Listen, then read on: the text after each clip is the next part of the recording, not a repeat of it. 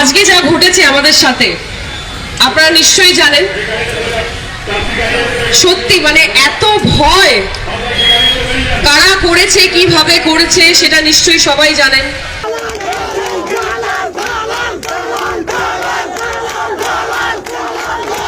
পশ্চিমবঙ্গের বিধানসভা নির্বাচনের ফলাফল ঘোষণার পর ক্ষমতায় বসেছে বিজেপি, কিন্তু ক্ষমতার মসলদে বসেই যেন এবার তৃণমূল কংগ্রেস দলের হয়ে কাজ করা অভিনেতা অভিনেত্রীদের জীবনে নেমে এসেছে এক কালো বৈশাখী ঝড়।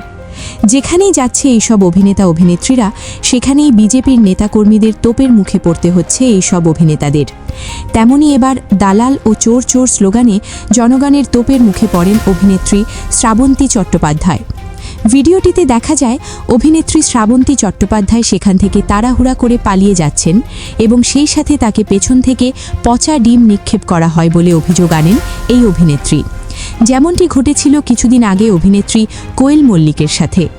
সাম্প্রতিক সময় ঘিরে একের পর এক টলিগঞ্জের অভিনেতা ও অভিনেত্রীদের এই বেহাল দশার কারণ হল রাজনীতি।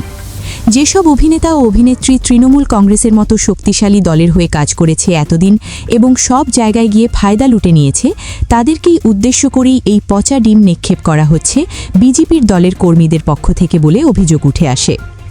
এই অভিনেত্রীর আরও একটি ভাইরাল হওয়া ভিডিওতে দেখা যায় তিনি পুলিশের সাথে বাকবিতণ্ডে জড়িয়েছেন। পশ্চিমবঙ্গের রাজনীতিতে এই এক নতুন সমীকরণ দেখা যাচ্ছে। এভাবে চলতে থাকলে মমতার দল তৃণমূল কংগ্রেস করা এসব অভিনেতা ও অভিনেত্রীদের অল্প কিছুদিনের মধ্যেই টলিগঞ্জ থেকে তারা নিজেরাই পালাতে বাধ্য হবে বলে জানান কিছু রাজনৈতিক বিশ্লেষকরা।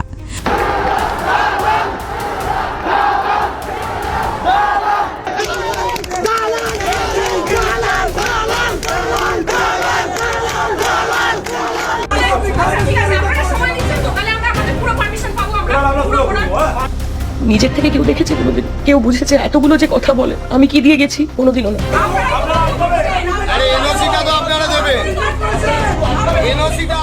সো প্রাণপ্রিয় ভিউয়ার্স, এই বিষয়ে জানিয়ে দিতে পারেন আপনাদের মূল্যবান মতামত।